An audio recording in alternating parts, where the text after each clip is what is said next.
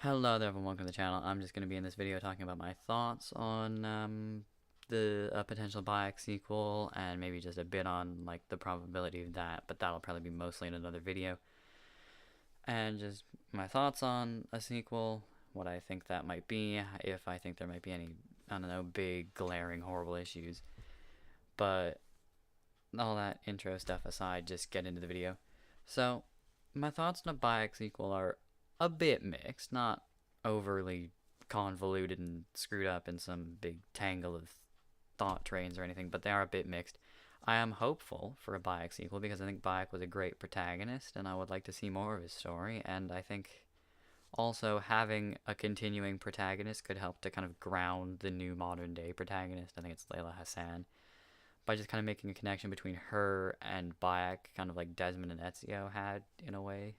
I don't know, but I think that could be helpful in that regard to get a new playable modern day into the AC franchise because it exists now, and I think it'd be good to have a good one. And yeah, I think Bayek would make a really great second game. In terms of probability, I'll address that maybe a bit at the end of the video and in another video.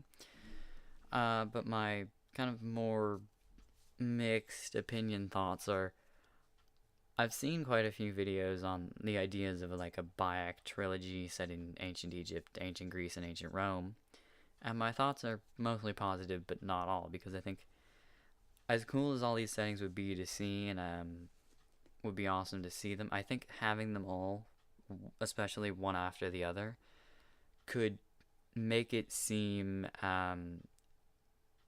make the settings seem a little less creative, because in previous Assassin's Creed games, most of the settings have been pretty unique. There haven't been really almost any games before or after AC1 that I can remember being set in the Crusades. And the Renaissance and the French Revolution were also pretty unique settings, because there's games that have probably taken their inspiration from those settings, but not a lot of games that have been directly set in those. The colonies, too, were pretty unique. I mean, I guess there's Wild West, but those aren't exactly the same thing. They're quite different. Victorian England, I think there have been a lot of games that take inspiration from that time period, but not like a ton. But most worlds have been pretty unique, and I just feel like these three time periods, the ancient Rome, ancient Greece, and ancient Egypt, are all quite romanticized in terms of periods, and there's a lot known about them for as old as they are, and people really do think about them a lot, and there have been a lot of games, not as much set in ancient Egypt, but in ancient Rome especially, and a bit in ancient Greece, because if you take the number of games that are RTSs that progress through human history and then add a few more games onto that, that's about how many games you have set in ancient Rome, and that's a lot of games. And there's even like the recent Rise Son of Rome and probably some other examples that I just don't have in my mind right away.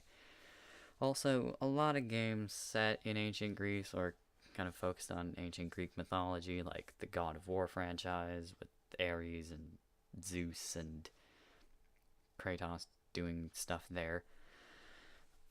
But yeah, I just feel like the execution of these worlds would have to be a bit careful.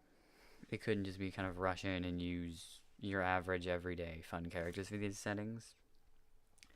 But if Origins World is any kind of showing of what we could expect from another world, Origins World was quite good. It didn't feel like it just rested on, ooh, ancient Egypt, we have pyramids and fun deserts. Yes.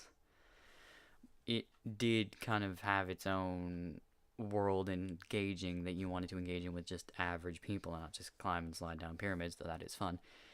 And it didn't feel like it overly depended on its historical characters either, like Cleopatra and Julius Caesar. So those are good things, and I think regardless of if these are romanticized settings and they were used consecutively, I think any result would be good. I just think it would have to be a bit carefully executed. But my thoughts are overall positive, and I am hopeful for a sequel. In terms of probability, I think it is probable. I'll talk a bit more of that in depth in another video.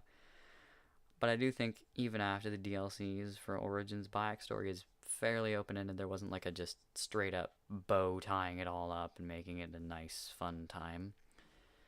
There is a fair few loose ends to say, and it's not definitively, oh, Bayek's done with being an assassin. That's not at all been shown. It looks like he would continue to be an assassin for a good long while.